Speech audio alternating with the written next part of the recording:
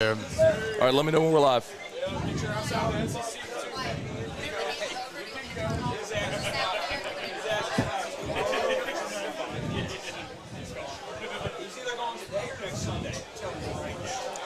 All right, what is up, everybody? Welcome in to a victorious whiskey and wine from Don Juan's Cigar Bar. LSU beats Auburn. Let's go, boys! Yeah!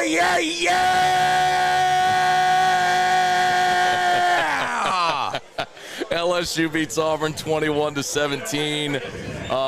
4 Auburn turnovers. The LSU defense pitches a shutout in the second half. Yeah. Welcome in. If you're on YouTube, do us a favor. Subscribe up to the channel. Please smash that like button. If you're there on Facebook, thank you as well. Please like the Watch 1045 ESPN YouTube or Facebook page, and share this post, please, as well. We appreciate y'all very, very much for being here. We'll get to our celebratory toast, but how about Brian Kelly? He moves to 2-0 in the SEC. How about it? Both SEC wins have come in comeback fashion. You were down 13-0 at home to Mississippi State. Yep. Tonight you were down 17-0 on the road against Auburn, and your defense pitched a shutout in the second half. Yep. You did it for the final 12. Let me make sure I have the final 12 minutes or so of the game. With Jaden Daniels on the sideline. By the way, I was told Jaden Daniels went knee to knee, took a hit knee to knee. He went into the tent. They tried to loosen him up. He wasn't really ready, so they went Nussmeyer the rest of the way. So we'll light up our cigars. So wait, it wasn't the it was not the slide. It was not the slide. It was not the slide. So we'll get into all that. Let's go ahead and light up our cigars. We'll do our celebratory toast. Let's fucking go, boys.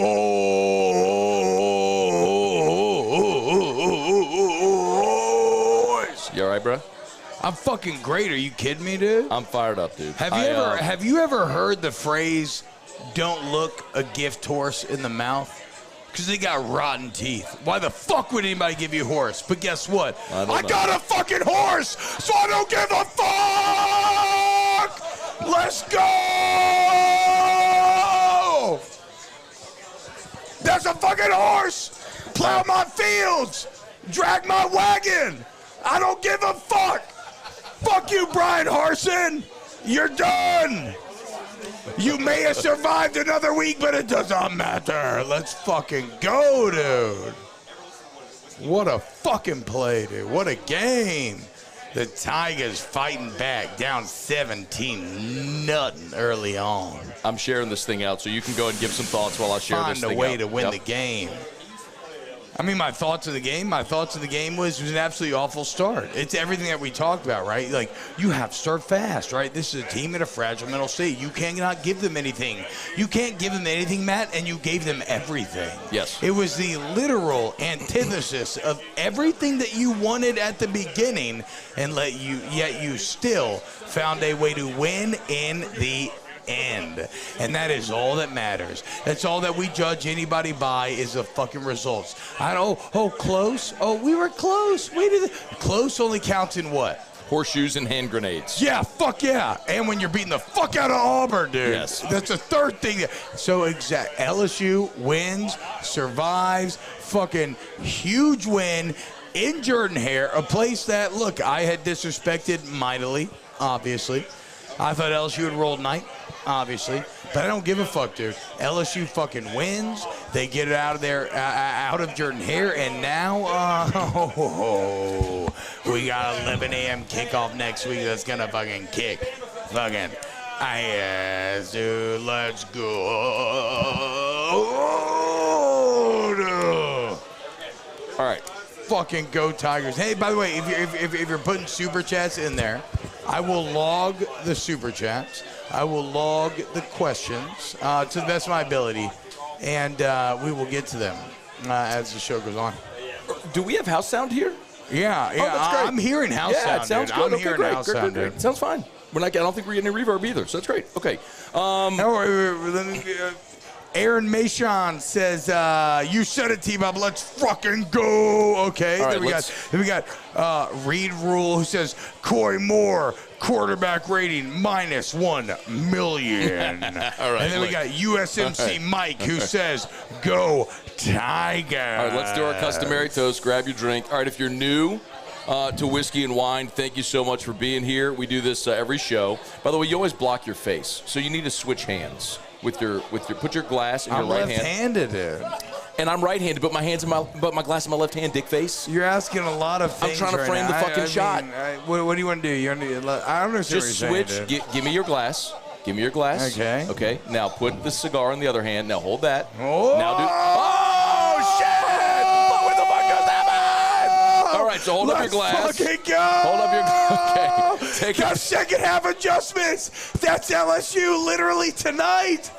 That's fucking Madhouse and Denbrock. Get in the locker room. Let's fucking go, boys. All right. It's going to be one of those. Raise your glass. Take a picture of you toasting with us. Tweet us at Moscona, at Tbob53. Share it on Instagram. Cheers. We'd love it. Cheers. That's how we'll get this thing rolling. Share the post, all that stuff. We appreciate it. Tigers win 21-17 at Auburn. I love it. Scott Kushner has already texted me, fuck you, go Vols. Ooh. I'm not worried about Scott Kushner tonight. Feeling some type of fucking way, Kushner. It's funny when wait, bro. We're going to fuck you up next weekend, dude. All right, here we go. Let's get rolling. We'll go through the game in just a quick second. I can't say, look, close game, obviously, amazing resolve for this team. We're starting to learn what they are, right? And they're a team that starts slow, but, man, can they finish? And they've done it so far. They rallied against Florida State. They just couldn't dig themselves all the way out of the hole. They were able to rally against Mississippi State and win it. And then, obviously, tonight, down 17-0 on the road, hostile environment. One of the things early in the game when LSU got down, I tweeted, this is not unfamiliar for either of these teams. Auburn a week ago was up 14-0 against Missouri and didn't score again until overtime. Same thing, honestly, against Penn State. That was a 14-6 halftime score where Auburn settled for 2 short field goals, one of them from 21 yards. So Auburn, and then in the second half, they got steamrolled. But that's what we see. Auburn starts fast and they fizzle. LSU is sort of that horse that takes a while to get galloping, but once it gallops, it's great. And, man, the defense with a second-half shutout.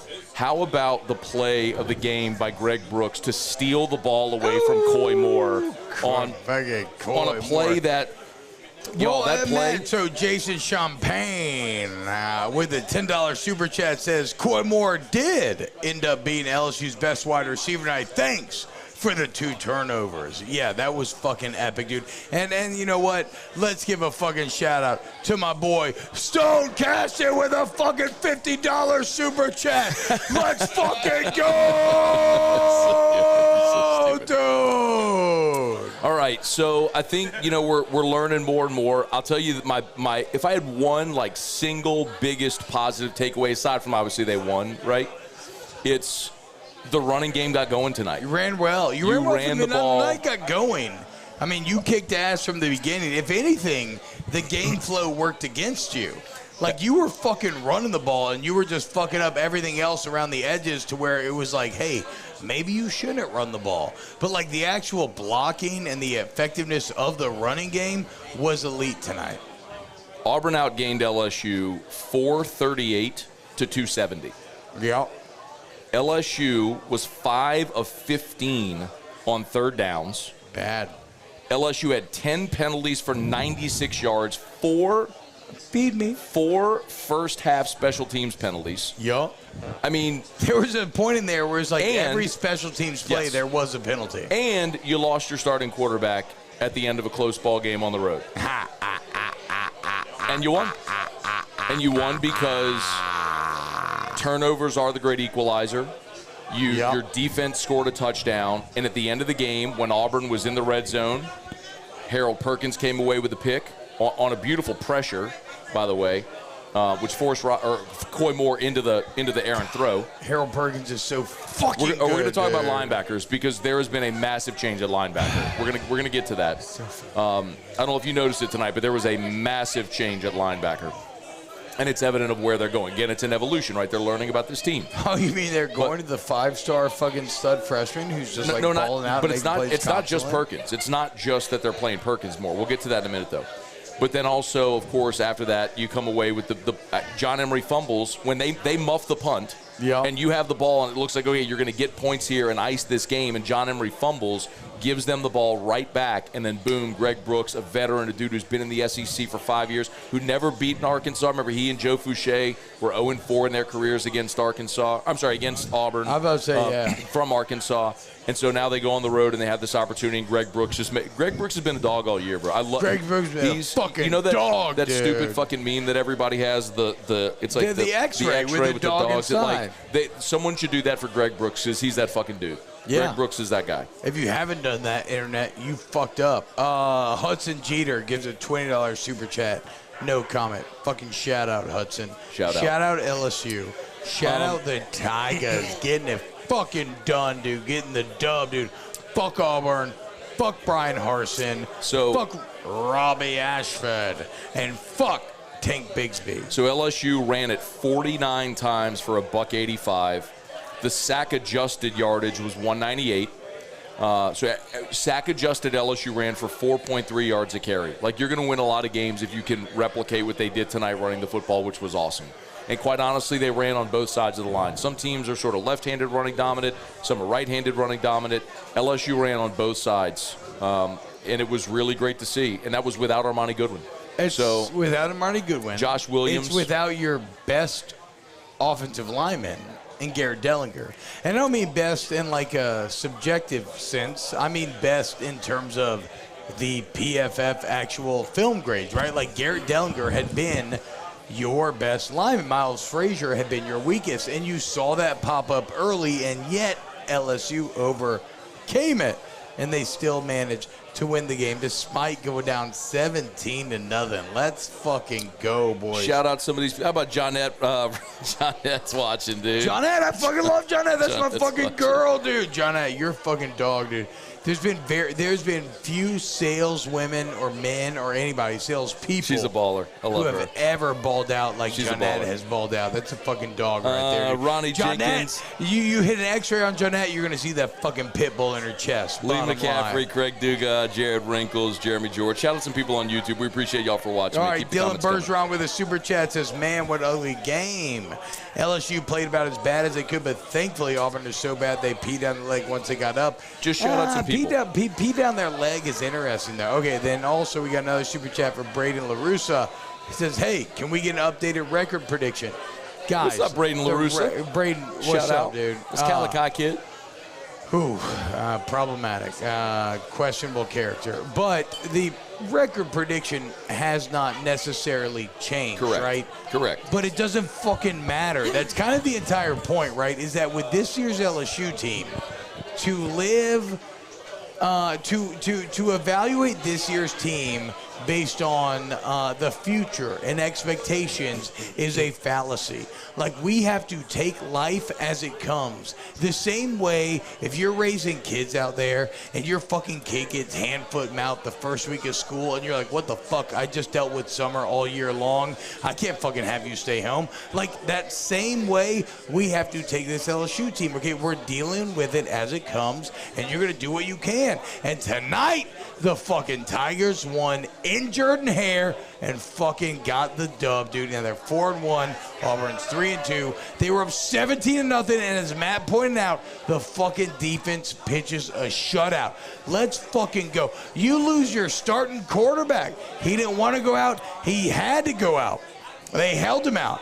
It's not like Tua and the Dolphins. They held him out, and they still found a way to finish the game. Matt House, think about this, Matt. How many people were shitting on Matt House in the defense in the first half? Of this game? It was unbelievable. Yes. Well, they deserved it. I mean, it was terrible. We're going to go through it, but it was terrible. We're going to go through it, but you can say that, right? Yeah, and I'm not saying it was undeserved, but they fucking recovered. What you just did to my arm was way nicer than what you did to me earlier. When LSU took the lead. Every time you try to talk, I just want to do a little bit of this right here. What if I just stick my finger in the corner of that mouth right there? What are you going to do, dude? Bite it? All right. That's your biggest mistake. That would turn me on more than anything. So I was assaulted when LSU went up 21-17 by a 300-pound man who shoved me into this chair and like pounded on my chest and arms. Yeah, I was very excited. I know you were. What do you want me to do? Not do that. What do you want me to do? Not that. Why not? High five people, dap people up, hug people, do what normal humans do. You don't like LSU, dude? I love LSU. What I don't like is being assaulted by a giant human. So you're not willing to take a little pain for the greater good, dude? I'm not playing. Wow. And you hitting me has nothing to do with the fucking score of the game. No, it does, though, dude, because energy matters. Energy We're matters. sitting in a bar in Baton Rouge. No. Everybody fed the energy. We had so many positive energy from the boys, dude. Fucking the Bash Bros over here. Let's fucking go, Tigers. All right. The fucking boys are popping up. We got Alan in from Colorado. Let's fucking go. All right. By the way. That's what I'm fucking saying, right, dude. Don't hit me. All right, so by the way, we're live at Don Juan Cigar Bar. I should have done this. We're live at Don Juan Cigar Bar in Town Center in Baton Rouge. We're here for every game. Thank you so much to Don Juan for hosting us. We're going to shout out our cigar feature of the night as well in a second. Also, shout out to Michele Weighing and Measurement, Michele.com. 29 offices across 11 states. They are our country's largest distributor of scales, 75 years in business, and they are hiring as well. You go to Michele.com. The logo's right there on the home screen, Michele.com. Awesome people. Thanks. Big shout out to Joel McMullen and the people at Michele for being great sponsors of ours here on Whiskey and Wine. How about this? And you're getting a little fucked up tonight, right? Because we're all fucking fired up, as we should be. Check out GoFlow IV. Where are they tonight? Why aren't they here to give? Why isn't GoFlow giving us IVs? GoFlow should be giving us IVs right now. Fuck you. GoFlow is the premier IV spa over Jefferson Highway right here in Baton Rouge. So you need IV hydration, you're hungover, you need vitamins, you need minerals, whatever the fuck you need, GoFlowIV.com. Hey, fuck your kids. I have kids. Fuck your kids. No, fuck my kids, dude. Yes. Hey, Matt, we have to be at our best to take care of our kids. We have to be at our best to take care of our kids. The only way that's possible is if we're properly hydrated. And GoFlow IV Spa makes you properly hydrated to take care of those fucking kids. Okay. Fuck those kids. And if you don't have kids, you should still go to GoFlow because they have. I love IVs are fantastic. IV therapy is great. You should do it. Okay. We'll go to GameFlow in just a second. GoFlowIVSpa.com. Fuck your kids. Two things. I'm going to cost us another sponsor. Oh, no. Right. No, I've already misstepped. No. Stop. You're good. Oh, no. You're good. So listen. So two things I want to talk about. One, I know what you're going to say, but I don't mean it this way. This isn't. Let me give a couple of shout-outs here. Okay, shout out to Dylan Nelson. Says shout out Go Tigers from Georgia. HP40's a fucking beast. Perkins is a beast. Fucking Greg Penn, JD5 get well. Greg Books, give me a Woody. Honey Badger. Okay, that's enough. This is great. Hold on. Hunter Bates gives us $20. Hunter Bates gives us $20 super chat, no comment. Luke Mudd, $20 super chat, no comment. Shout out Carrie Hughes, Mark Engel, let's go, love the show. Cad, happy for the win. We'll get into these. Okay, go on. All right, 2 points. One, you're going to think this is a victory lap. It's not, but I'm going to point out it's never easy to win at Auburn. Oh, no. So, look. There is nothing more that I hate in this life than giving you credit.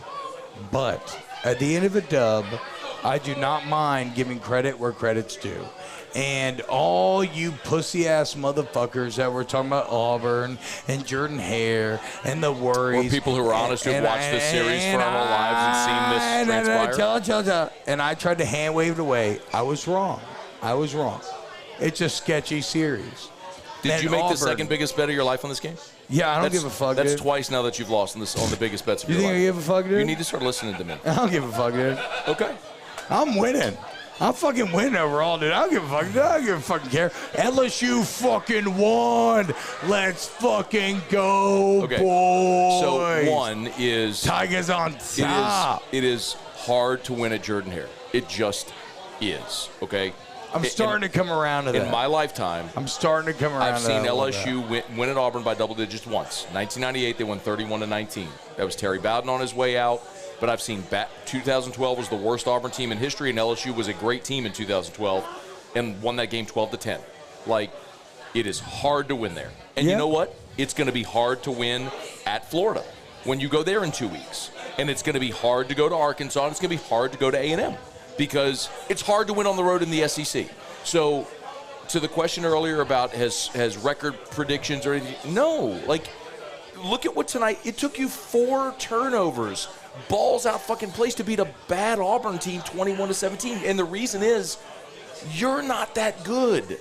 Like, but you're getting better. You're frisky. Yes. Look, man, I'm loving watching this team. You're not that good. Dude, the undeniable truth about this team is from week 1 to now, they've gotten better every fucking week, and you're identifying who the dogs are and who are going to be guys that are going to be great. Dude, think about the experience that Will Campbell and Emery Jones are getting right now. Think about Harold Perkins stepping up the way he is. I mean, you're looking ahead to say, man, all of these guys are going to be so good at points in their career, and right now you're still 2-0 in the SEC. Like, you're still managing to win games, which is, I don't know if they're going to win next week against Tennessee, but it's going to be another close game. Fuck Tennessee. It's going to be Let's another close fucking game. roll. But I told there was 2 things. There. So I told you there was 2 things.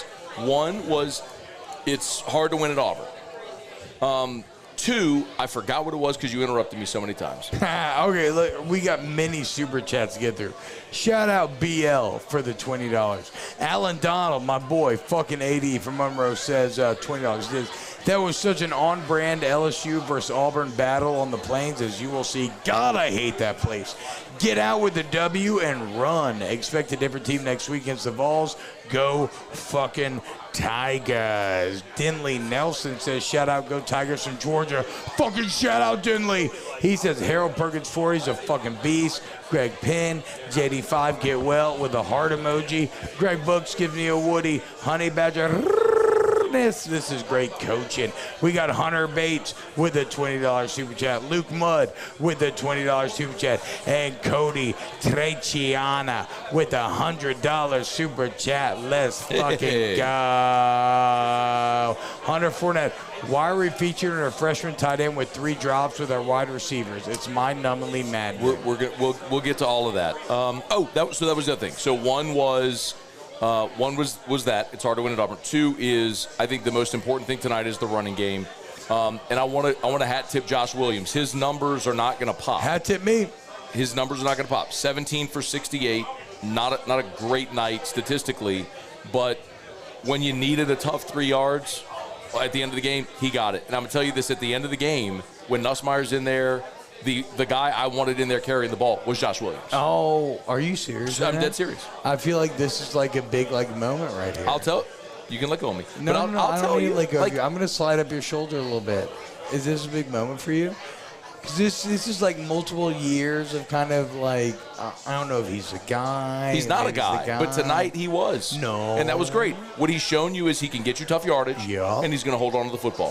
And there's value in that. But more importantly, the thing that I said in this game was, I said Jaden's going to be the leading rusher again because he's got to be. I thought Auburn put together a great plan not to let Jaden spring for big runs. Jaden still had 59 yards rushing in the ballgame tonight. He was your second leading rusher behind Williams. And he probably would have ended up your leading rusher had he played the fourth quarter, but that's inconsequential. He didn't.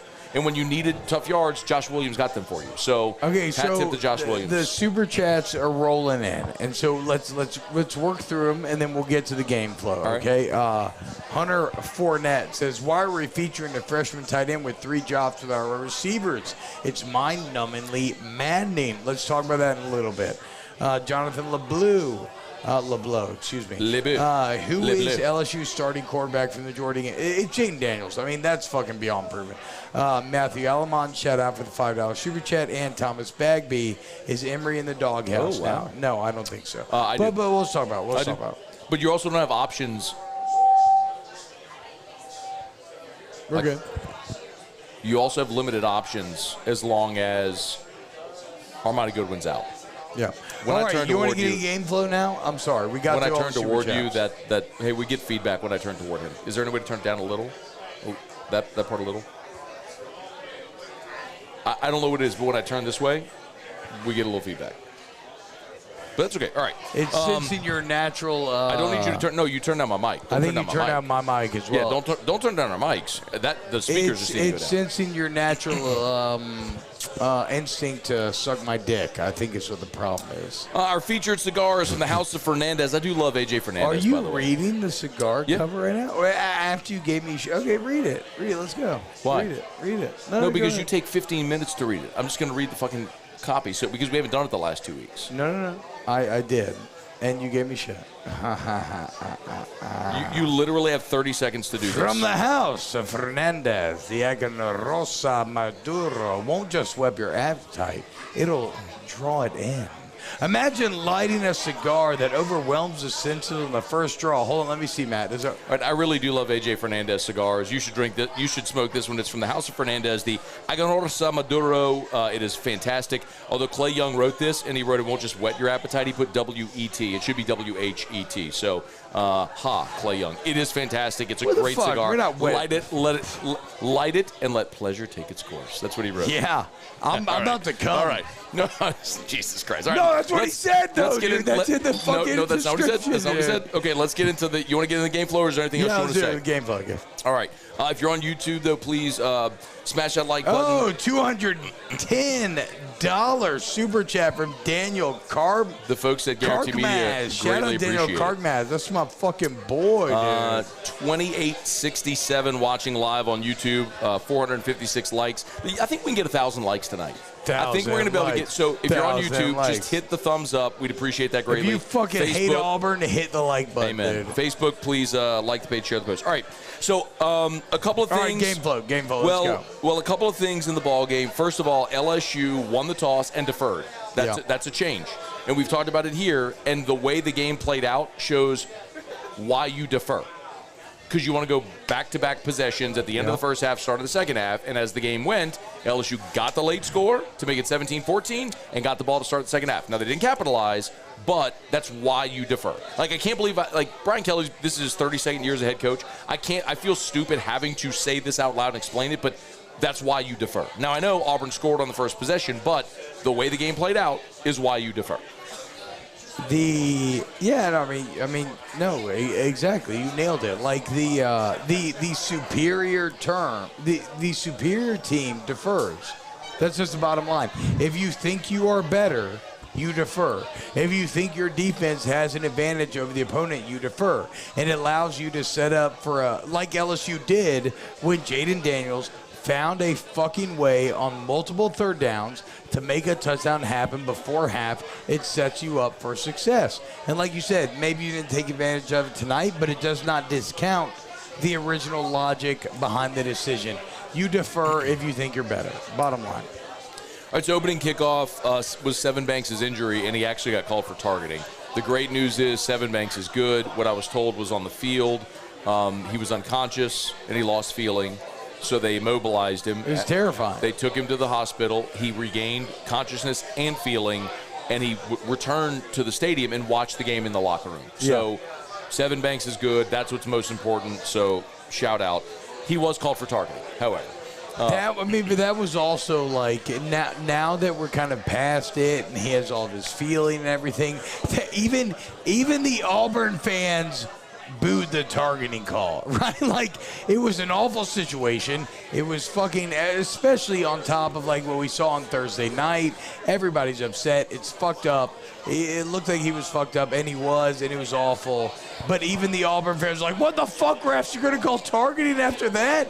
But it did start, Matt, something we need to talk about, which was an insane run on special teams penalties.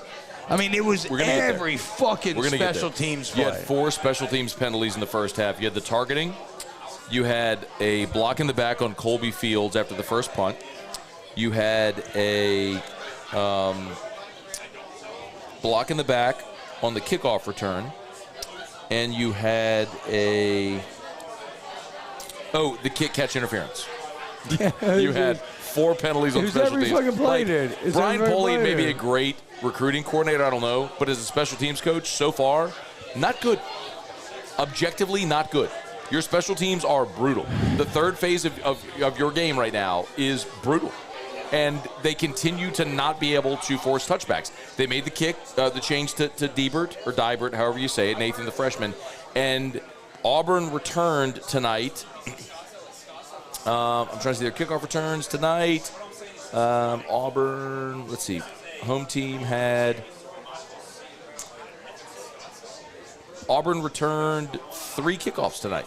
Like, in a day and age where the rules are set up to encourage non-returning kicks, you continue to not be able to force touchbacks. It's incredible. Like, it's so it's bad. So the only thing that I will fight back on the Polian front is that a lot of people have thrown out the name, oh, Polian, he's a new Panamsky, he's a new this or that. But the deal is... People are saying that? Yes, but the deal is... Derek was a radio guy who got hired by a guy who had no business being the head coach to be his right-hand man. Brian Polian's actually been in football his whole life. Even beyond the resume checks. The resume checks. Holy shit. Even beyond the resume checks. And I love Derek, Derek. He's my guy. But come on, man. Even beyond the resume checks, Polian is hand to the king. If you've been watching House of the Dragon... No. You got to be fucking careful going after the hand of the king. Matt, who was the fucking first person that Kelly hired? Who's the first person? I don't know. Polian. Okay. What do you mean? What do you mean you don't know? I don't remember. I don't remember the order in which he hired his staff. It was Polian. It was Frank Wilson. He tried to bring in Tommy Reese. He didn't go. He tried to bring in fucking Freeman, but he got that coaching job.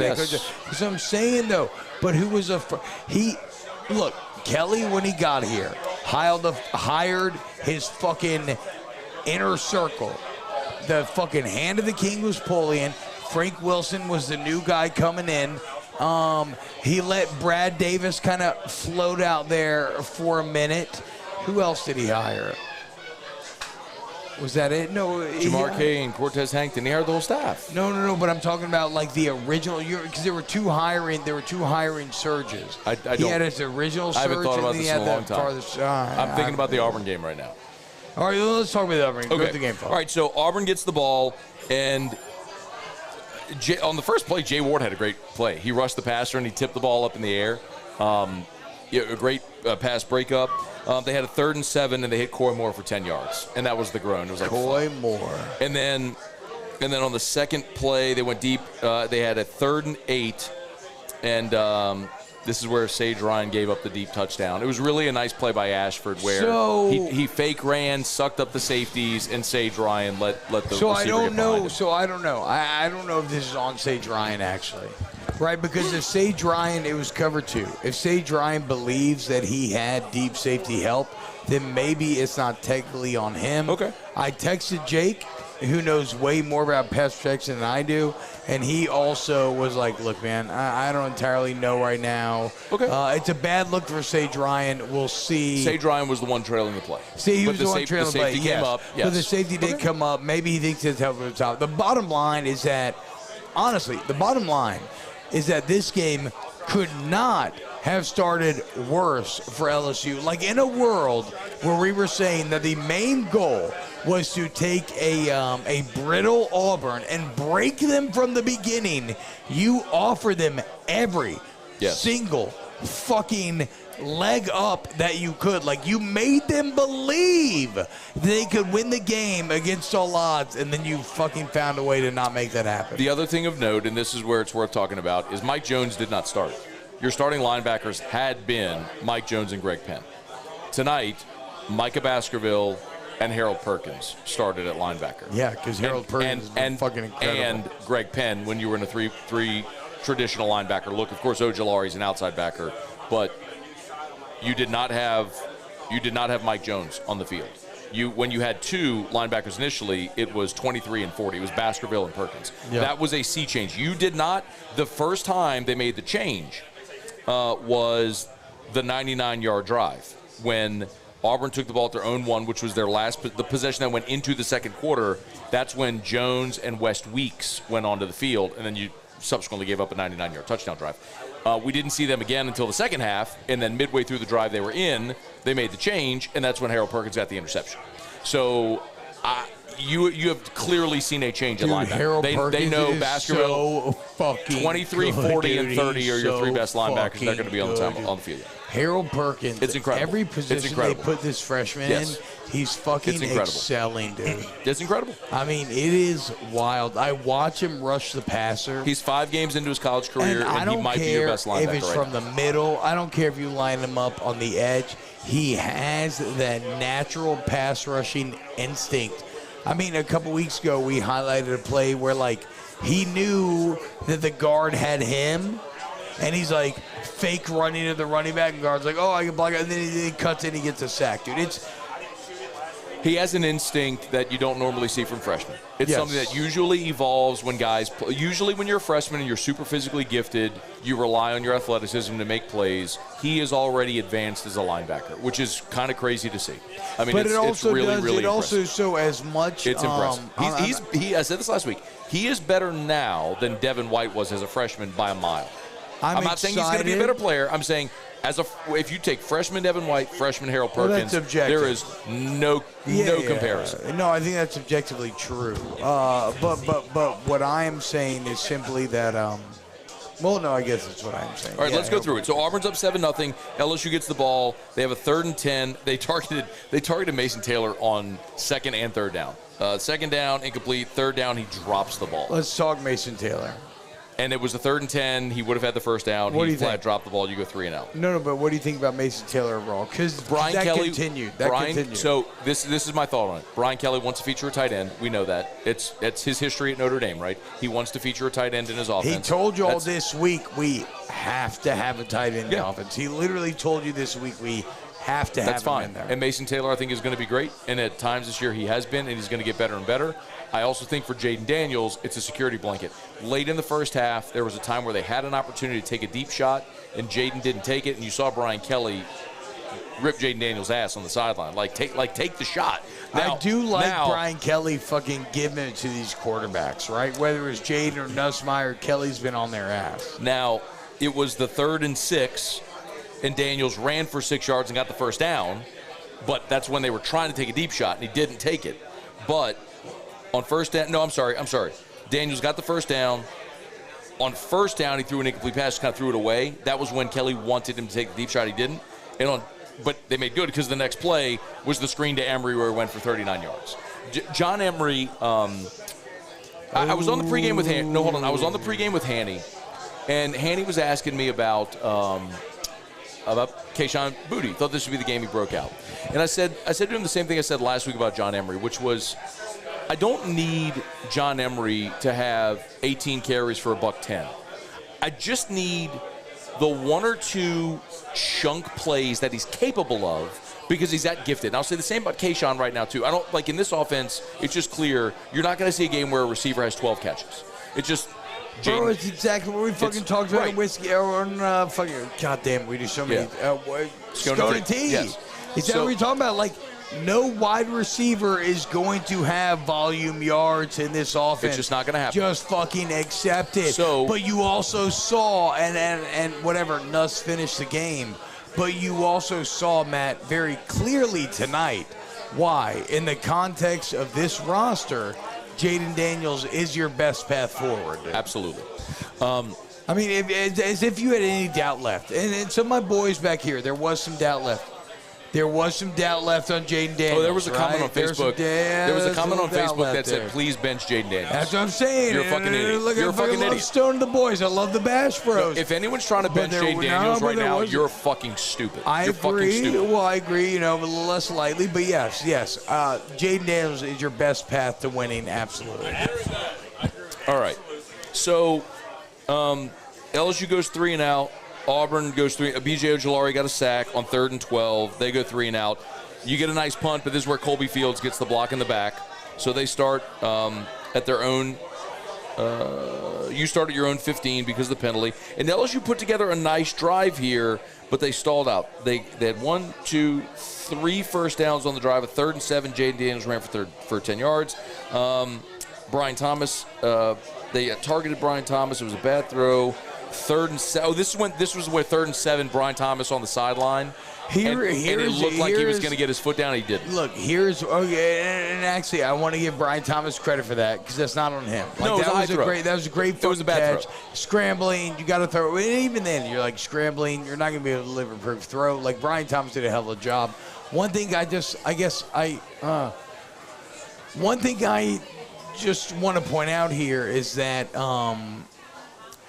again, it's never going to be ideal with Jaden Daniels, but like at the end of the day, like because a lot of people like McElroy on the broadcast tonight, right? We're at 941 likes. We're almost to 1,000 likes. Let's fucking go, boys. We're like almost to 1,000 likes. McElroy's talking about Daniels like, oh, he threw it a little ahead of him. He threw a little behind of him, and I fucking feel you on that. Like, could it be more perfect? Yes, but in imperfect balls, Matt, you should catch like 50% of them, right?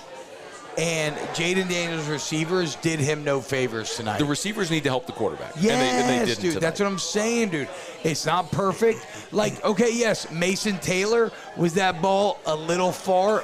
Malik Neighbors, was that ball a little behind? Like the Neighbors one was an important one, but you should catch 50%. If it hits your hands, catch the fucking ball, or at least at a 50% rate. And for much of the game, you were losing a lot of those in-between plays. But the important part there was on that drive, you took over at your own 15, and after the punt, they got the ball at their own 13. So you flipped the field right there, which was important because you were deep in your own territory after the penalty.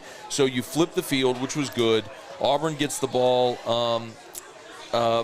They get a first down. You force them to punt. Best fair catches here. At the 10. No, this wasn't where he had fair catch caught the 10. He actually had room to run and didn't run. So that was a little bit of a misjudgment. But LSU got the ball at their own 36, or I'm sorry, their own 26. And you had 3rd and 6 from the 45, from your own 45.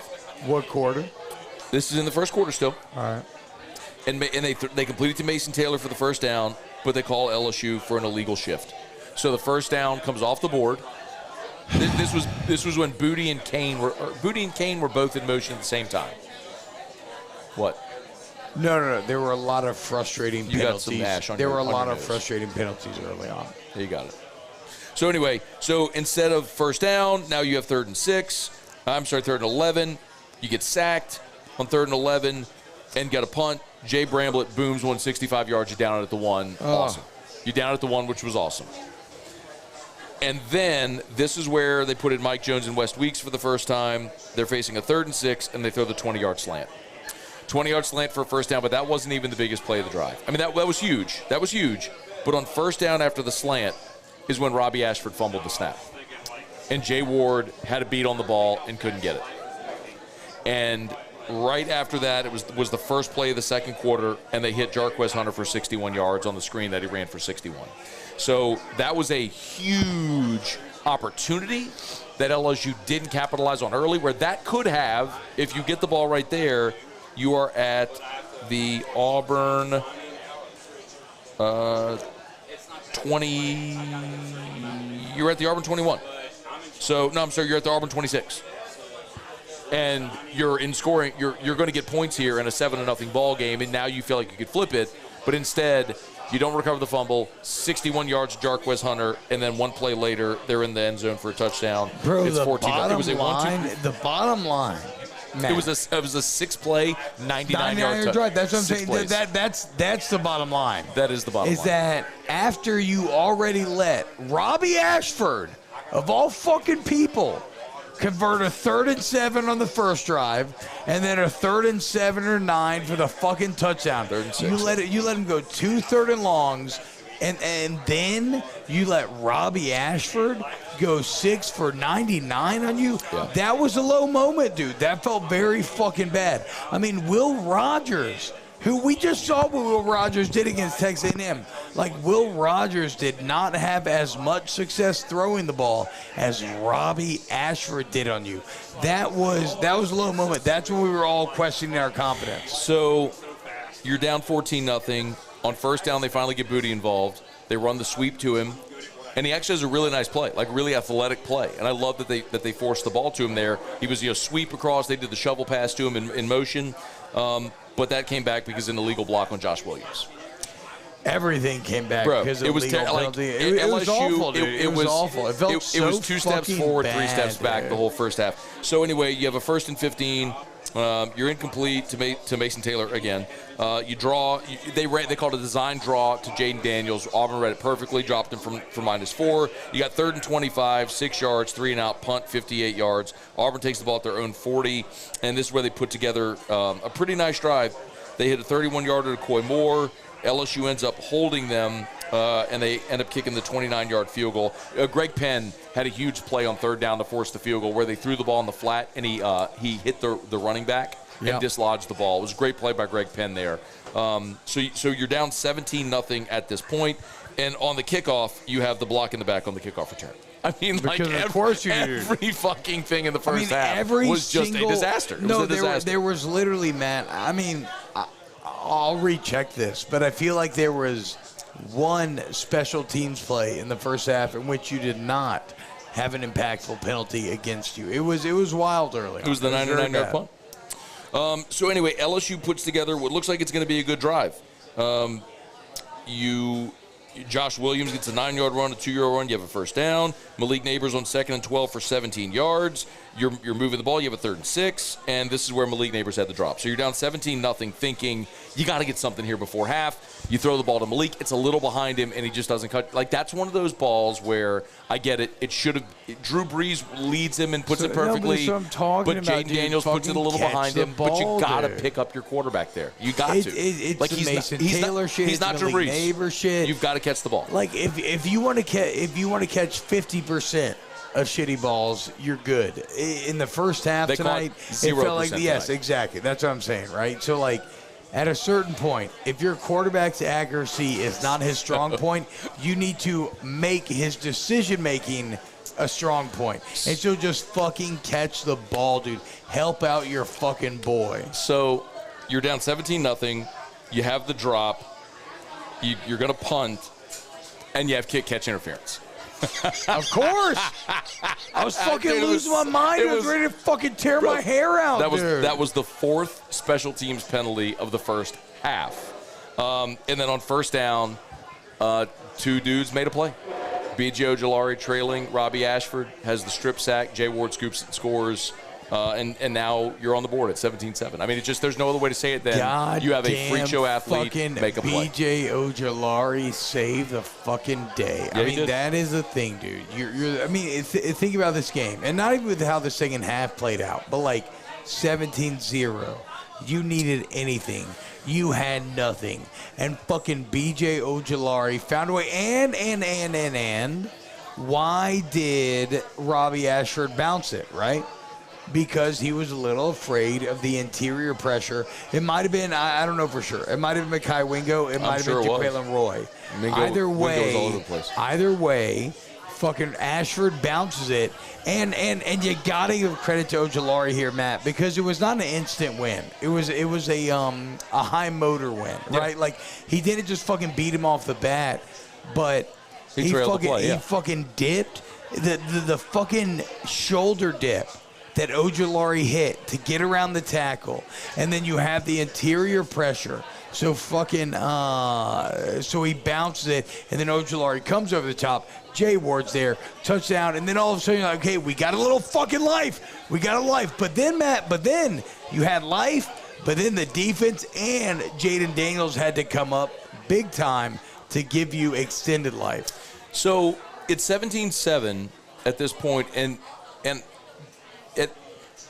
I think I tweeted at this point, it's like, all right, it's 17-7. Remember, this is why you defer, because you get a stop, you get a score, and then you get the ball to start the second half. And LSU got fortunate here because they allowed a drive, a 10-play, 52-yard drive that ate up 429, and Anders Carlson missed a 40-yard field goal. Like, I mean, Auburn. There's nothing I love more than a Carlson missing a field goal. Auburn made a lot of awful plays in this ballgame. Because they're a bad team. Because they're a bad team. Bad teams leave the door open Yep. to lose games, and that's why bad teams lose games. 14-0 on Mizzou, dude. Yes, bad teams find ways to lose games, and Auburn's a bad team, and they found a way to lose this game. So, and LSU took advantage. So this, and you made this point when I got here to start the second half. It's what Jaden Daniels does in these moments. We saw it against Mississippi State. We've just seen it so many times in the 2-minute offense. The drive right before half. Yeah. It was 11 plays, 77 yards, Yep. a minute 41. And if you look at the drive right before half, that made it 17-14. You were bailed out on a 3rd and 10, an incomplete pass. They had the personal foul, the hands to the face on Hall. And Hall's a great player, but it was obvious. I mean, he got up under Will Campbell's face mask. And by the way, we got to shout out Will Campbell because Derek Hall did not have a great game today, and you got to shout out Will Campbell. Will Campbell against one of the best, the reigning SEC Defensive Player of the Week. Will Campbell more than held his own against Hall tonight. Let me read you Hall tonight. Wait, Hall tonight, real quick. Yeah. Hall had 3 tackles. He did have a sack and 2 TFLs.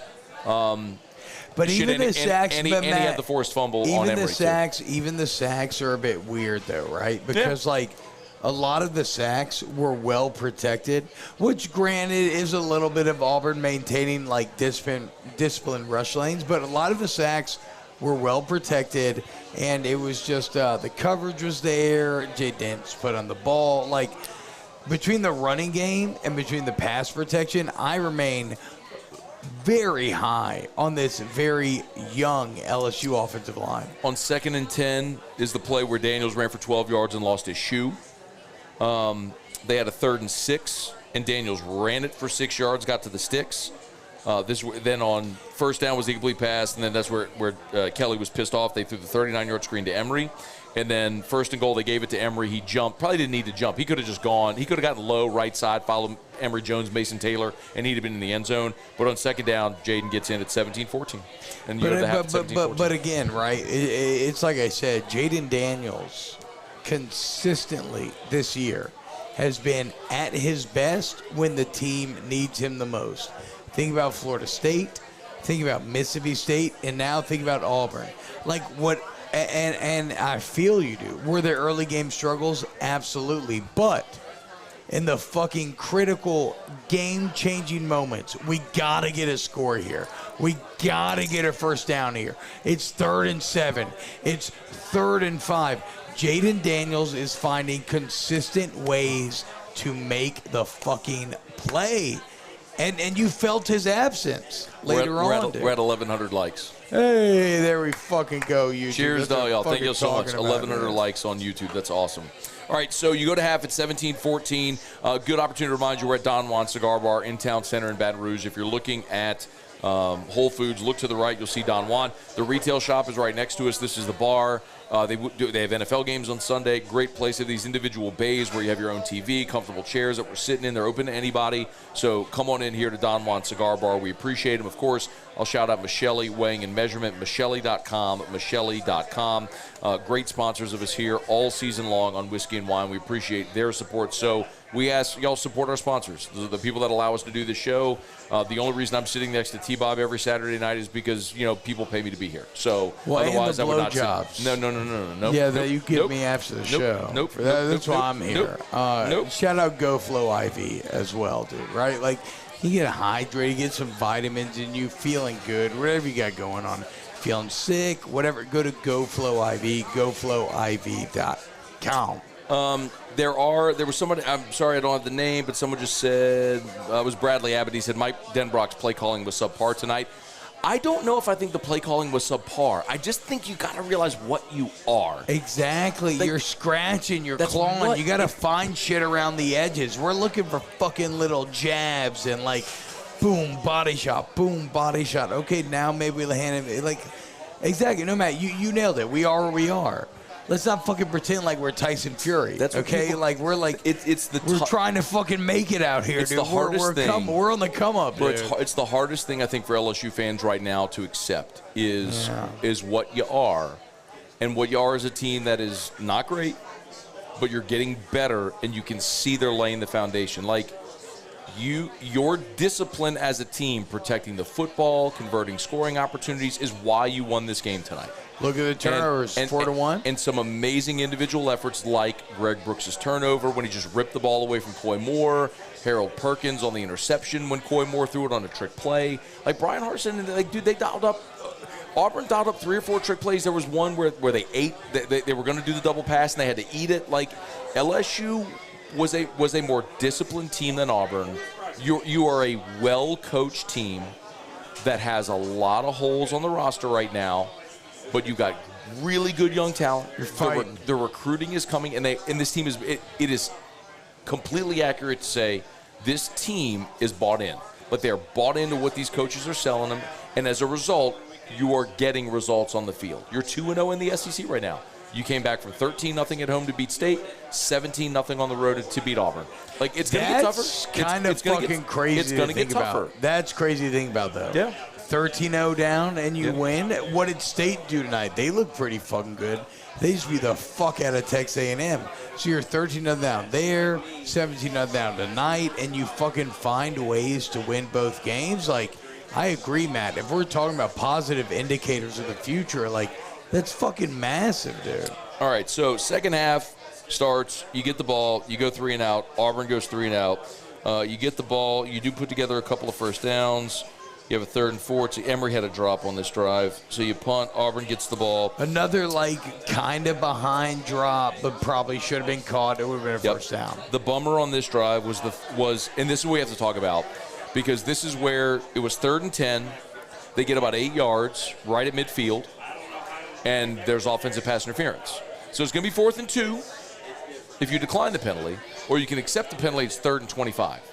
They accept the penalty because they know good and well that Brian Harsin, especially because they don't trust Carlson at this point, like, and you're at a point in the field where they feel like they got to be aggressive, so they're going to go for it. So instead, you take the penalty, 15 yards, so it's 3rd and 25, and they get a 35-yard pass to the tight end right here. So I know, Matt, that honestly football is a game where it is ultimately results-based, right? Mm-hmm. But you know Harsin's going for it on 4th and 2, right? Yes. So I can't really fault the 3rd and 25 decision when Robbie Ashford is the quarterback. You're not supposed to convert 3rd and 25. You're not supposed to convert that if you have fucking Bryce Young, whoever, like CJ Stroud, like whoever you want. You're not supposed to get 3rd and 25. You're especially not supposed to get Robbie Ashford for 3rd and 25. So it did not work out, but again, I don't think the original decision is flawed. It was good decision making. But the defense stood up, and they forced a 4th down. It's 4th and 10. Again, in one of those like in between spots, Auburn goes for it, and you force the incomplete pass. So your defense gets off the field again, and time and again. Like, that's a big takeaway. This defense has been challenged a lot. They were against Mississippi State. They were again tonight on 4th down plays where they had to make the play. And they made them. Tonight, Auburn was on 3rd down. They started strong. I don't think they finished strong. They were 6 of 15 on 3rd down, and they were 1 of 2 on 4th down. Yeah, the one they converted was the 4th and 1 where they snuck it, and it looked like you had the stop, but then he kind of leaned forward, which was a good play by Ashford. But they started, so they finished 6 of 15, 6 Matt? of 15. They probably started like 4 of 8 or something, dude. That's what I'm saying, dude. Like, it's the same thing as Florida State, where they were getting all those 3rd downs early on, and you end up shutting them down. Like, it was good adjustments by the LSU defense. 2 out of 3. I'll tell you first that they were 3 out of 4. Got a $5 super chat from Rob Boudreaux. Shout out to him.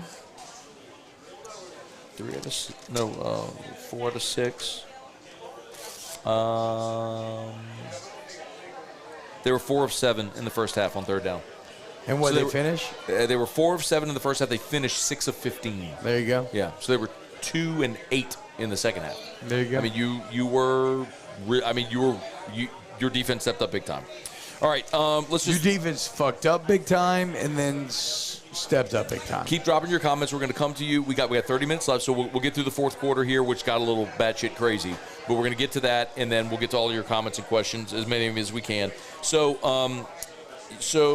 you get the 4th down stop. LSU gets the ball, and this is where John Emery busts the big touchdown run. You had 1, 2, You had 3 first downs on the drive, and one of them was the PI on the deep ball, which is why you take your deep shots, because sometimes good things happen like that are fortuitous. So they called the PI on the deep shot. You converted to 3rd and 1.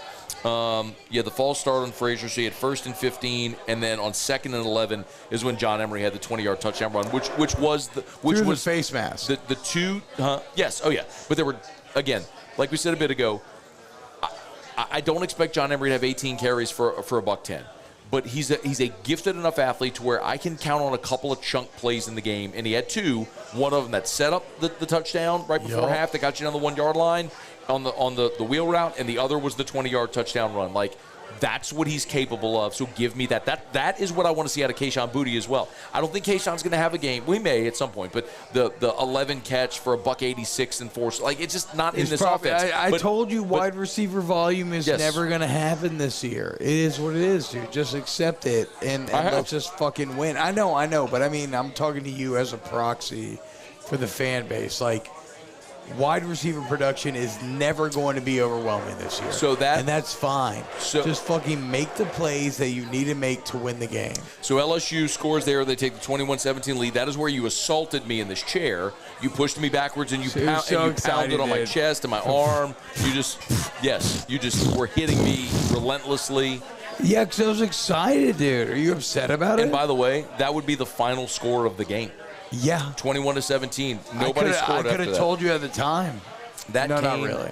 That John Emery touchdown, which made it 21-17, came at the, I'll tell you exactly where we were in the game.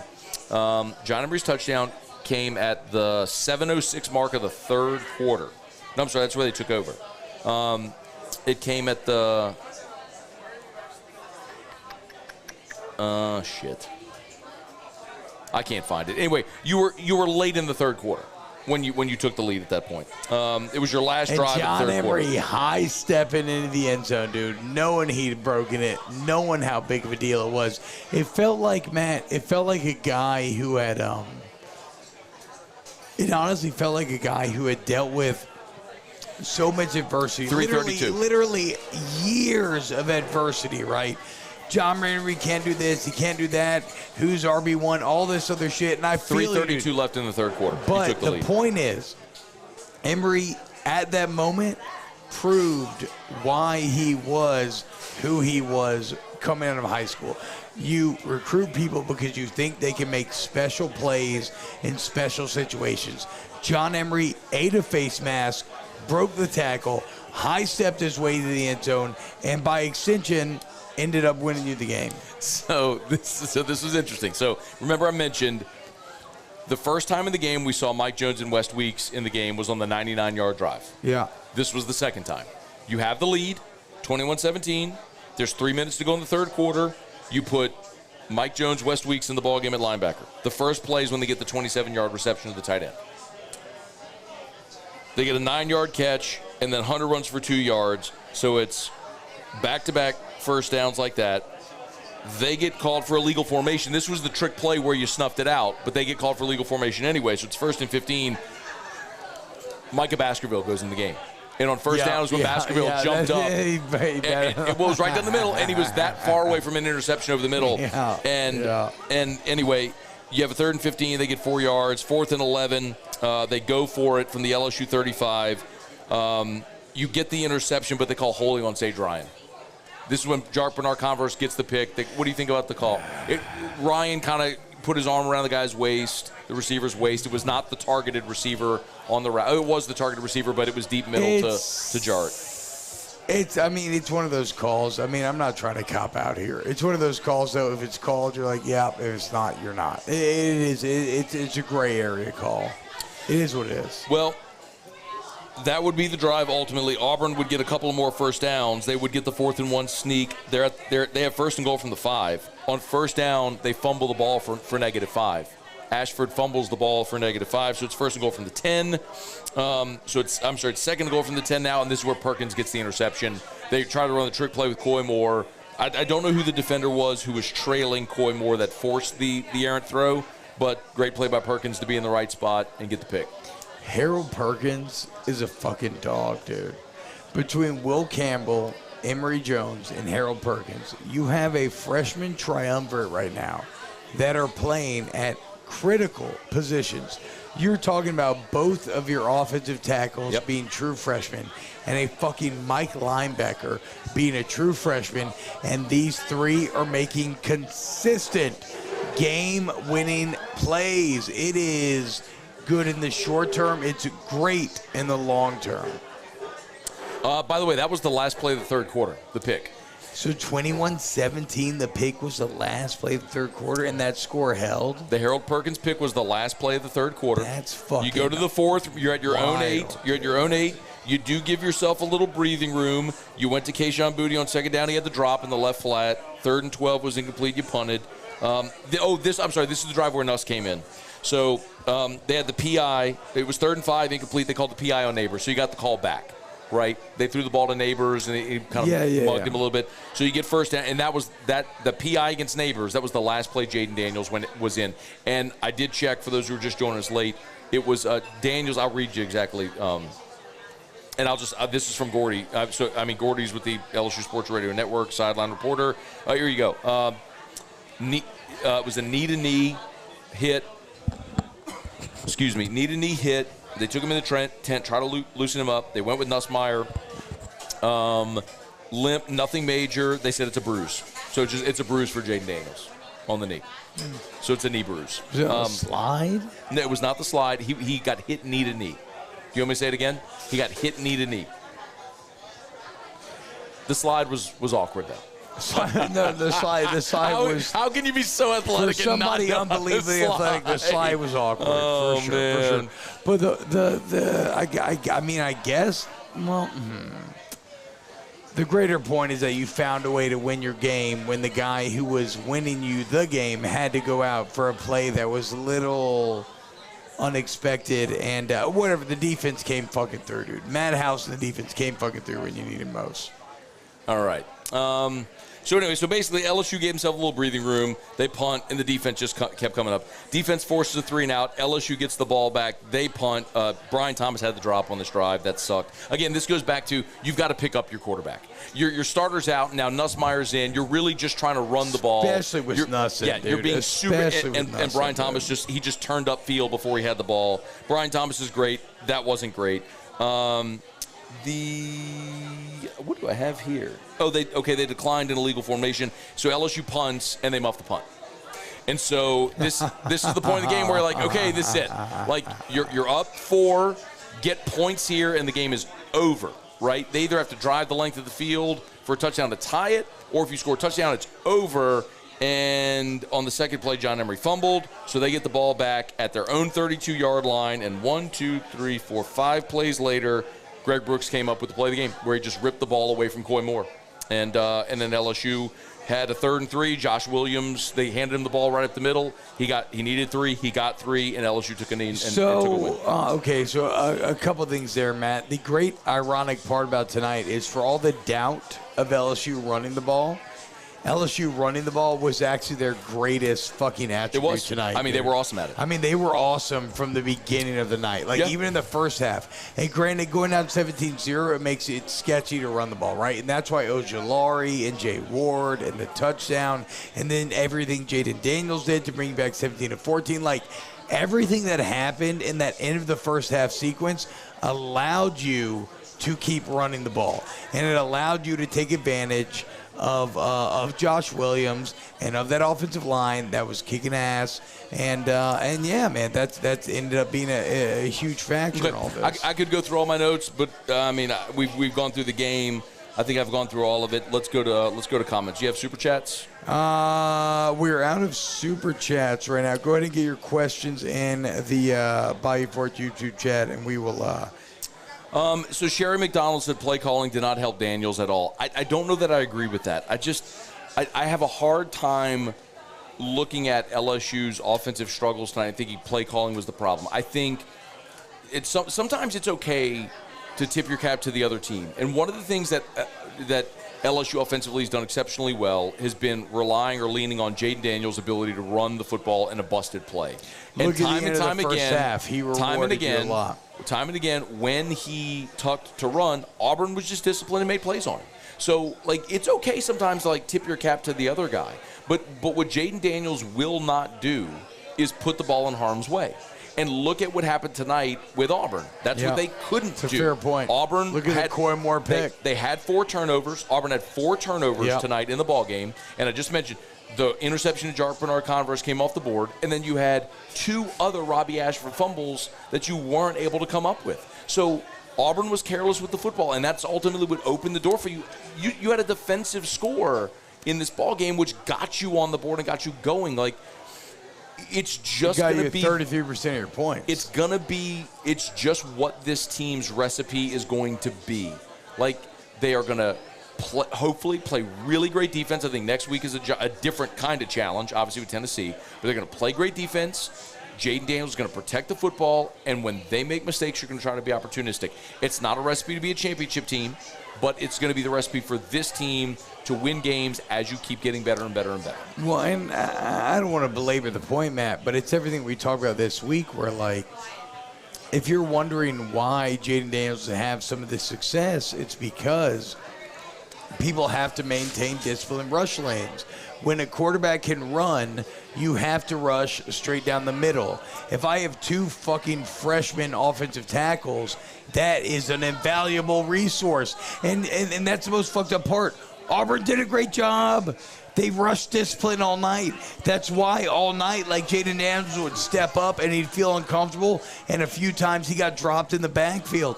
But it did not matter in the end because Daniels was still on the drive. I mean, the drive before half with Jaden Daniels, this thing to focus on, because he was able to consistently make the plays that he needed to make it 17-14. You stabilize. All of a sudden, going in a half at 17-14, you're getting the ball back. They were up 17-0. They're fucking demoralized. You're fucking not. You're in their stadium, and you still find a way to win the game. And again, it's not because Jaden Daniels was perfect. It's not because he didn't miss throws. It's not because his wide receivers dropped a lot of throws. But he fucking put you in a position to win the game. And he's done it all year long. Like, Jaden Daniels has been at his best when this team has needed him most. And this team needs him. You have 2 freshmen. If you have Garrett Nussmeyer, Matt, sitting back there all night, you have these defensive ends fucking rushing out of their mind. They're pulling spin moves. They're pulling up and under rips. They're doing swims. They don't give a fuck. They don't have to maintain pocket integrity. They have to maintain pocket integrity with Jaden Daniels. And it worked out a lot of the times, but it did not work out in the end. I mean, for those calling for Nussmeyer, well, he was 2 of 6 for 5 yards passing. He was 2 of 6 for 5 yards. Exactly. And he played the entire fourth quarter. What kept Jaden Daniels out? What's the bone bruise? Just a little bone bruise? Was that? He went knee. He was very frustrated. He was very frustrated. For the eighth time, he went knee to knee with somebody.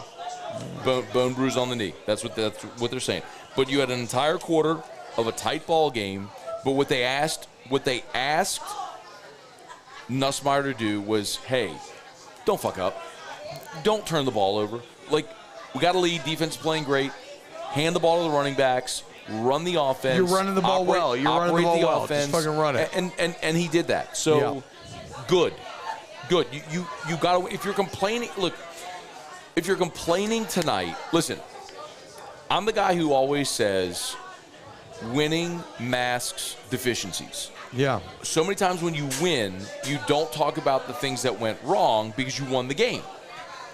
This is a season where you flip that on its head because you have deficiencies and you're winning in spite of your deficiencies that are very obvious and are not all going to get fixed this year to a degree that's going to allow you to be great. So enjoy the fact that you were down 17-0 to Auburn at Jordan-Hare Stadium. In Jordan-Hare. And you came back and scored 21 unanswered. And they didn't score. Defense pitched a shutout in the second half, and you won a game on the road at Jordan-Hare. Like, celebrate that. Celebrate that. Let this exist in its vacuum tonight that you went on the road to Jordan-Hare and won a place where you didn't win from 1998 until 2000. You went a decade without winning at Jordan-Hare, man. Like, celebrate the fact that you were able to go there and win after they came in your building and won last year when Bo Nix pulled his Houdini shit and won. I mean, a game that you should have won a year ago. No, so you're hitting a greater point here, right? And the greater point is that all LSU fans this season need to live in the moment. And that's not a bad thing, right? Like, free yourself. Like, fucking free yourself of the burden of expectation. You don't need to win next week. You don't need to win 2 weeks from now. All you need to do is win in the moment. And that's exactly what else you did tonight. And everybody out there who is celebrating now, you're pissed off. We should have been better. We should have been this or that. You didn't fucking think we were winning when we were down 17-0. You didn't think LSU was winning the game. I didn't fucking think LSU was winning that game. I mean, it was fucking awful, dude. Robbie Ashford had more success than Will Rogers did throwing the ball. Yeah. Will Rogers fucking dominated Texas A&M tonight. Robbie Ashford had better stats than Will Rogers did, and yet you still found a way to win the game. Live in the moment. Enjoy each and every result as it comes. And again, Matt, it's like, is there stuff to work on for the defense in the first half? Absolutely. But at the end of the day, like you said, Matt House, 17-0, 21-17. Florida State, 3 bad quarters. You fucking pitch a shutout in the fourth quarter and you get close, right? Until you didn't, right? Mississippi State, you get down, was it 13-0 there?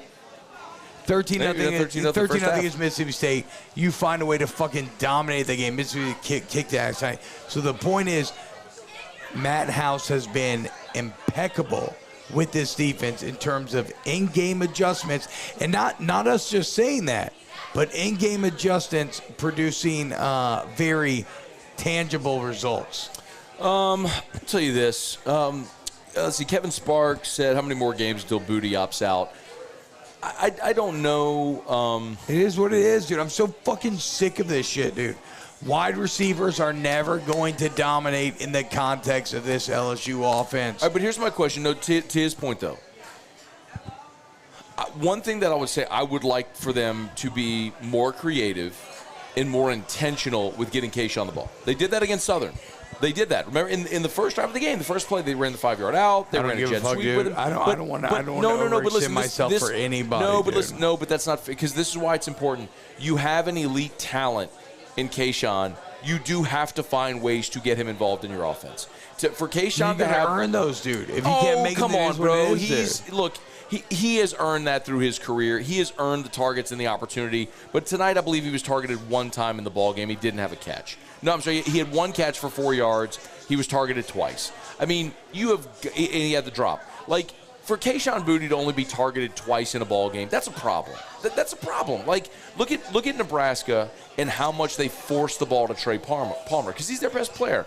Like, you can find spots in the game where you can be intentional, like they did on the sweep where they ran the shovel pass to him. Like, you can find ways just to keep him engaged because he's got the potential, the game-breaking potential to make a big play when your offense isn't doing anything. So I agree with that. Like, that's one thing I'll tell you where I think they need to be better. They got to find ways to get that dude the ball. If it's not working out, it's not working out. But it's not working because they're not trying. They're not calling plays designed for him. Like, think of it when Trendon Holiday played at LSU. Trendon was never going to be a volume guy, but he had world-class speed, so they found ways, if it was a jet sweep, if it was whatever, to get him the ball. It's what they're doing right now with Jack Bech on special teams. He's the punt returner, the kick returner. They're trying to find a way to get dynamic guys touches. Well, that's not completely fair with Bech, though, right? Because special teams ball security has been very fucked up, right? And so Bech represents the best of kind of the leftover equation. Bro, but right? he returned kickoffs tonight. I'm saying if you're doing long division, he's the remainder when he gets the punt return. So, like, I'm not talking about punt return. He also returned kicks tonight, which is the first time he did that, because they're trying. It ain't about catching the ball on a kickoff. It's about giving it's why Trendon returned kickoffs and didn't return punts. These didn't catch. But you can return kickoffs, say, hey, fast guy, catch it with a running head start at 20 yards and see if you can make a dude miss and house it. If you're that dominant, the touches should come, dude. I don't know, man. Are you denying that Keishawn is a dominant player? He's on everybody's draft board as the best receiver in this draft class. We've seen it in his career. He is a dominant receiver. They're not getting him the ball. So why does Malik Neighbors? So then why does Jaden Daniels trust Mason Taylor more than him? I think they are calling plays for the tight end, and I think he looks at the short intermediate routes as a security blanket. Exactly. That's why Neighbors is getting targets because he's running out of the slot. Daniels is throwing within 10 yards of the line of scrimmage. He's not intentionally pushing the ball downfield, which is where Kayshawn is. So what I'm saying is find plays within 10 yards of the line of scrimmage to intentionally get the ball to Kayshawn. I would like to see that. I guess my point is I don't want to force the ball to anybody. In a year where volume wide receiver numbers are never going to be where they are, do whatever makes Jaden Daniels comfortable. And if Jaden Daniels is not comfortable throwing the routes to Kayshawn, then put Kayshawn in the slot and run a quick slant to Kayshawn just to get him the ball. They've tried it, dude. They've tried it. I mean, maybe they end up pulling it off, but I feel like they've tried it and they haven't fucking pulled it off. All right, we got any YouTube questions, comments? Yeah, Reed Rule says Booty can drive his Gordball Lambo out of town and wouldn't make a damn difference for the team's users. Irrelevant. He says Booty's 100% irrelevant. I mean, I don't agree with that. I don't agree with that, Reed. All I'm saying is everybody just needs to buy in, and whatever your role is on the team, fucking do your job.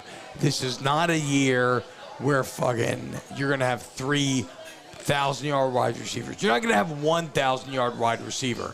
This is 2018 LSU. Everybody just needs to do whatever they need to do to win the game, and I don't feel like overextending for any player.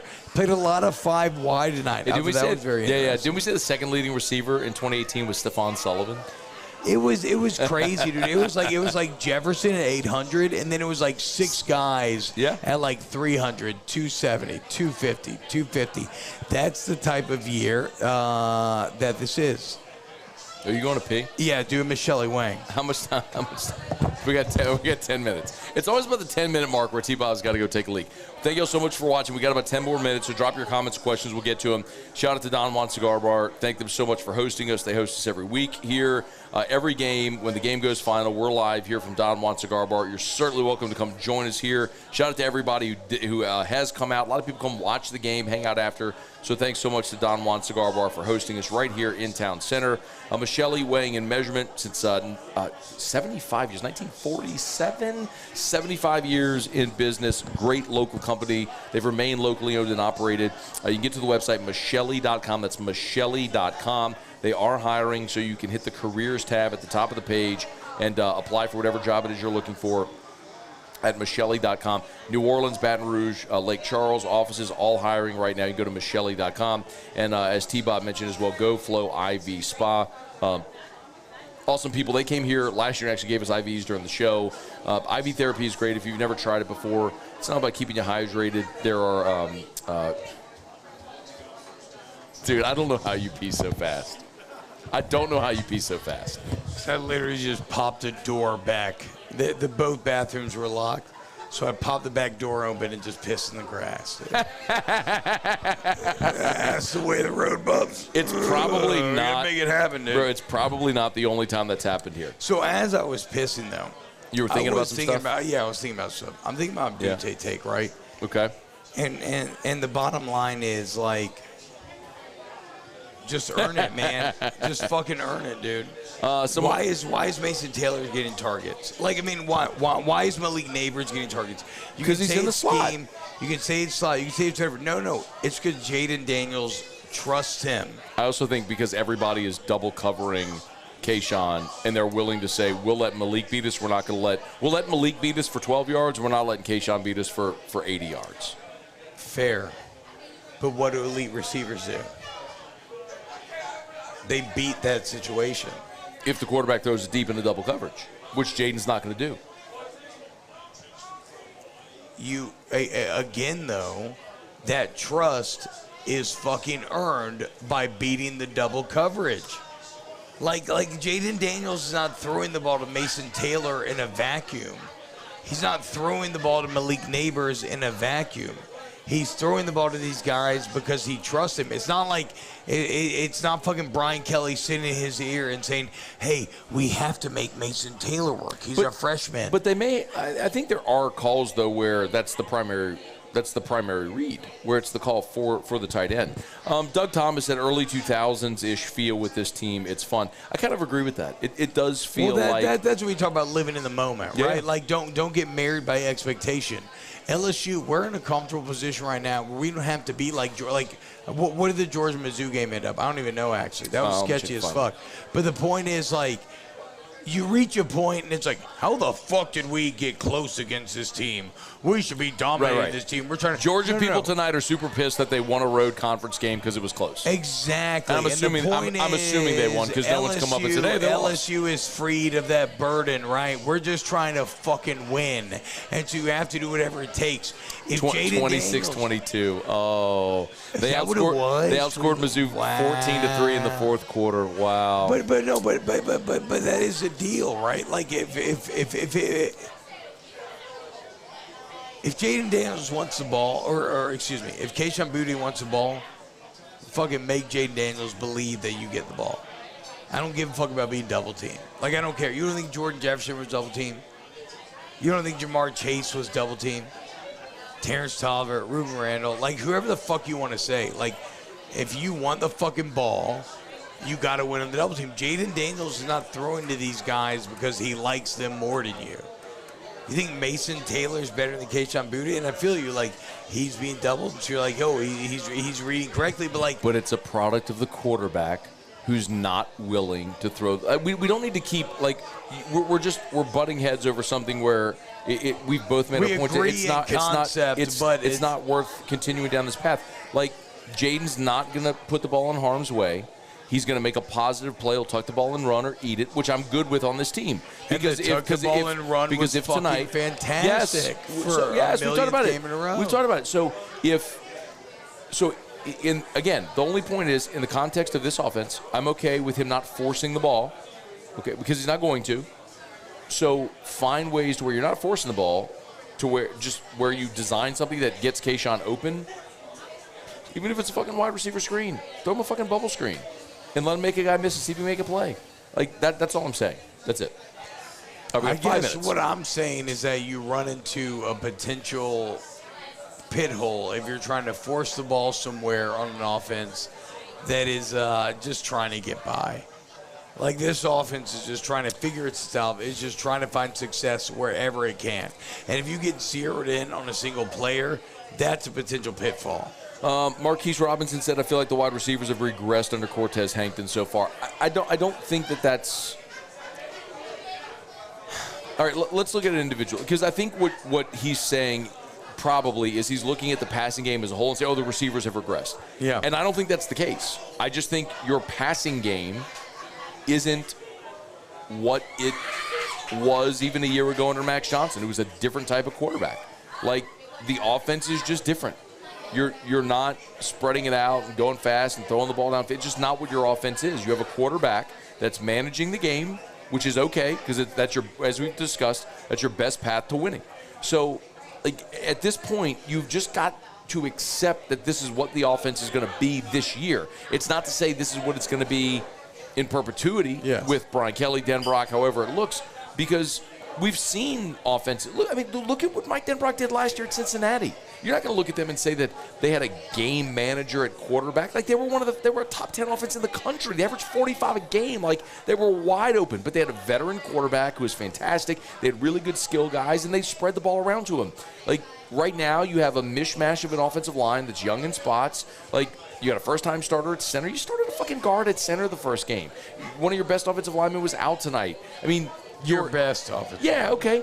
But, like, you're just different, and, like, they will continue to grow and evolve. I would challenge you to go look at Mike Denbrock's offenses at Cincinnati from the first year he got there and progressed through, like, the 4 or 5 years he was there, and you will see this gradual growth and then an exponential jump over the last 2 years when they finally hit their stride with a veteran quarterback and skill dudes that knew what they were trying to do, and they were wide open. It's just not what they are this year, and they're not going to be. Luke Bulliard said it right. He said, quote, Kayshon said himself, I was double covered all night, and my boys ate.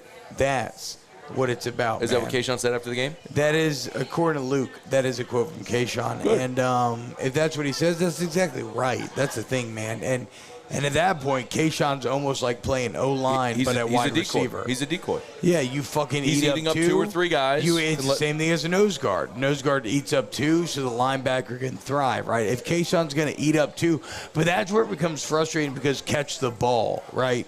If you're Mason Taylor and Kayshawn's eating double teams and they're going to give you targets, catch the ball. I don't care if it's a little off target. Malik Neighbors has been elite for the most part this year, but again, if you're going to get the ball, catch the fucking ball when it comes to you. Wide receiver volume is never going to be great in this offense. You just have to do what you can to win the game. And Kayshawn, and let's be clear, Kayshawn, I do believe, will have a game this year where he will pop off. And you'll be like, why weren't we doing that all year? But it's because this is, like Matt said, this is a very young offense kind of learning itself as it goes on, learning how they can push, how they can pull. And Jaden Daniels is learning exactly where he can kind of stress the defense. And maybe as it goes on, we got to wrap. All right, we got to wrap.